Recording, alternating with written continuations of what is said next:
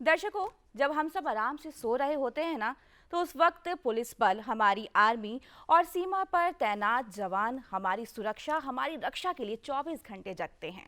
जी हाँ शहनाज, सुरक्षा सिर्फ घर, समाज या फिर सड़क की नहीं होती है, बल्कि आर्थिक सुरक्षा का भी होना बहुत ज़रूरी है। और स्पेशली अगर हम बात करें इंश्योरेंस के नाम पर होने वाली धोखाधड़ी की।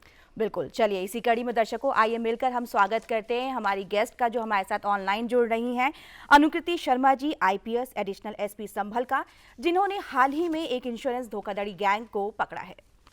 Thank you so much Shahnaz ji. Thank you so much Ritika ji, मुझे डीडी मॉर्निंग शो पे बुलाने के लिए। Hello ma'am, welcome to our programme DD morning show. तो सबसे पहले हम आपसे यही जानना चाहेंगे कि इंश्योरेंस धोखाधड़ी गैंग किस तरह से काम करता है।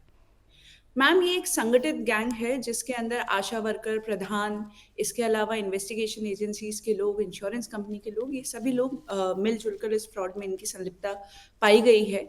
ये लोग एक व्यक्ति को आइडेंटिफाई करते हैं जो कि टर्मिनली इल है, जिसकी जल्दी मृत्यु होने वाली है। ओके। उसके पास जाके, और गरीब परिवार के लोग होते हैं जिन्हें पैसे की काफ़ी ज़्यादा ज़रूरत होती है, जी। तो उनको लालच देते हैं कि सरकार ने कोई योजना बना रखी है जिससे कि आपको बीमारी में इलाज के नाम पे सहायता मिलेगी, और अगर व्यक्ति की मृत्यु हो जाती है तो उसके बाद भी लाभ मिलेगा। ओके। भोले-भाले लोग इनके बहकावे में आके अपने आधार कार्ड, पैन कार्ड इनके साथ साझा कर देते हैं। जहाँ ये लोग बोलते हैं वहाँ अंगूठा लगा देते हैं, और यहाँ ओके। तक कि जब हमने ये भी पाया कि कुछ बैंक मैनेजर्स वगैरह की भी इसमें संलिप्तता थी।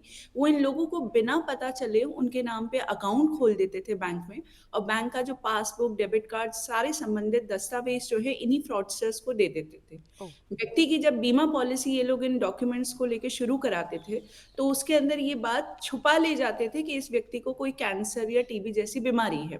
बीमा ओके। पॉलिसी शुरू हो जाती थी। जब 1-2 महीने बाद व्यक्ति की मृत्यु हो जाती थी, तो यही लोग फिर बीमा के क्लेम का दावा करते थे, और क्योंकि जिन अकाउंट में पैसा आना है, वो अकाउंट पे पूरी तरीके से इन्हीं का कंट्रोल है, तो ये उसमें से पैसा निकाल लेते थे। ये मेजर तरीका था, मोडस ऑपरेंडी था, पर हमें इस पूरे इन्वेस्टिगेशन में कई तरह के मोडस ऑपरेंडी समझ में आए, जिससे कि ये संगठित गैंग काम करता था। ओके। बिल्कुल मैम, तो हम ये भी जानना चाहेंगे कि ये जो पूरा मामला आपके संज्ञान में कैसे आया और फिर आपने इस पर कैसे कार्रवाई की। मैम, ये एक नॉर्मल पुलिस चेकिंग का ही ये पूरा रिजल्ट था। हम जी। लोगों को एक सस्पिशियस व्हीकल दिखा था, जिसको हमने रोकना उचित समझा। जब जी। उसको रोका, क्योंकि वो काफ़ी ज़्यादा स्पीड में था और उसका मूवमेंट थोड़ा अजीब था, तो जब हम लोगों ने उसको रोक के उस गाड़ी की चेकिंग की, तो उसमें से हमें 11.5 लाख रुपए कैश और उसके अलावा 19 डेबिट कार्ड मिले थे।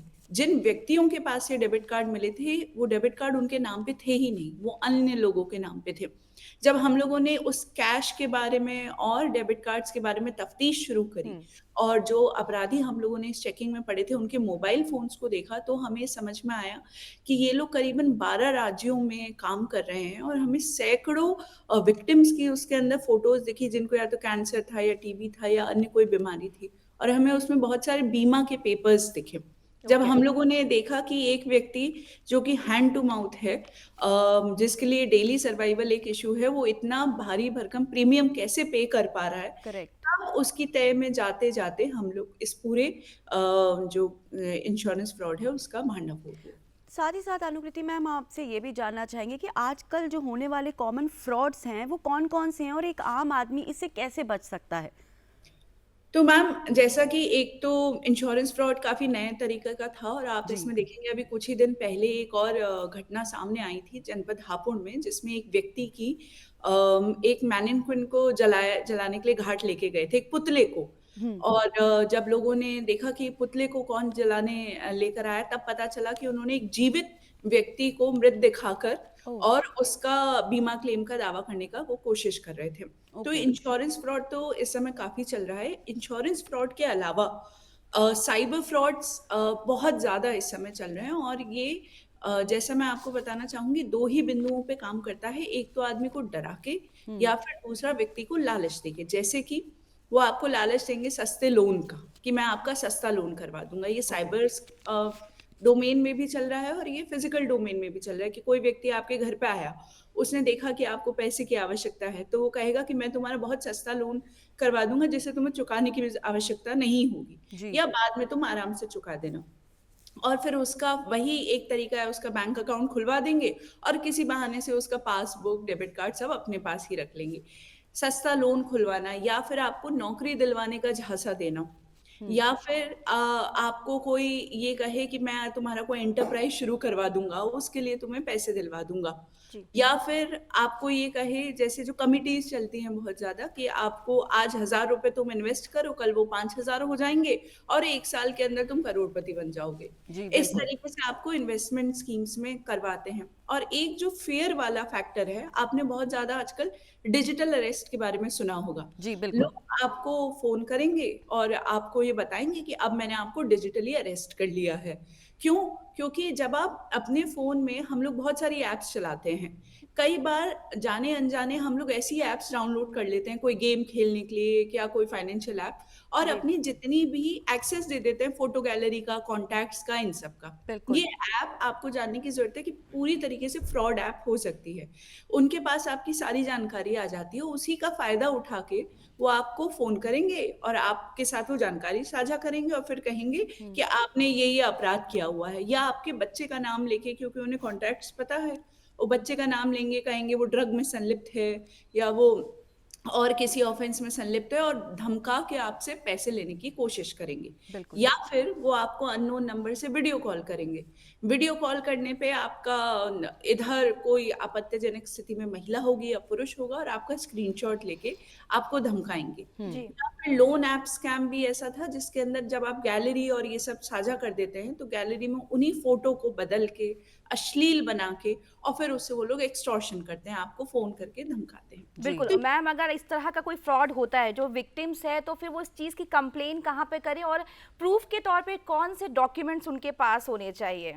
तो जैसा कि मैंने आपको बताया कि सबसे पहले तो हम सभी को ये ध्यान रखना है कि हम लोग किसी भी अनजान व्यक्ति पे विश्वास करके अपना आधार, पैन ना दें। जी, बिना पढ़े, सोचे-समझे किसी भी डॉक्यूमेंट पे हस्ताक्षर ना करें। अगर सरकारी स्कीम के लिए आवेदन करना है, तो जो अधिकृत सेंटर्स हैं, ऑफ़िसेज़ हैं, आप वहीं जाएँ। अगर आपके साथ फ्रॉड हो गया है, जी। साइबर फ्रॉड हो गया है, तो आप 1930 एक नंबर है सरकारी, उस पे आप कॉल करके शिकायत करें। अगर वो नहीं मिल रहा है, तो cybercrime.gov.in पे जाके तुरंत कंप्लेन करें। देखिए, आप जितना जल्दी 24 घंटे के अंदर कंप्लेन करेंगे, आपके पैसे बचने की संभावना उतनी ज़्यादा हो जाएगी। संचारसाथी.gov.in करके एक वेबसाइट है, जिस पे आप ये चेक कर सकते हैं कि आपके नाम के कितने सिम इश्यूड हैं, और आप जिन नंबरों को नहीं पहचान रहे, उनको आप फ्लैग भी कर सकते हैं। ओके। भारत सरकार ने एक मोबाइल ऐप बनाई है, जिसका नाम है एम कवच। एम कवच एक ऐसी ऐप है, जो आपके फ़ोन में जो सस्पिशियस ऐप है, उनको फ्लैग कर देगा। उसको ओके। डाउनलोड करें, एक बार स्कैन कर दें। तो कई सारे तरीके जो हैं सरकार अपना रही है, ताकि आपको फ्रॉड से बचाया जा सके। पर आपको भी अपने स्तर पे पूरी तरीके से कॉशन अपनाना है, ना डरना है और ना ही किसी लालच में आना है। जी, बिल्कुल ठीक कहा आपने। बिल्कुल। आपने आज बहुत सारी जानकारी दी हमें यहाँ पे अनुकृति मैम। सबसे अहम बात ये रहा कि किस तरीके से इंश्योरेंस फ्रॉड हो रहा है, इसके बारे में हमें बेहद ही जो है महत्वपूर्ण जानकारी आपने साझा की। हमारे साथ आज जुड़ी हुई थी अनुकृति Sharma ji, IPS additional SP संभल। मैम, बहुत-बहुत शुक्रिया आपका। Thank you. बहुत-बहुत शुक्रिया मैम आपका। Thank you.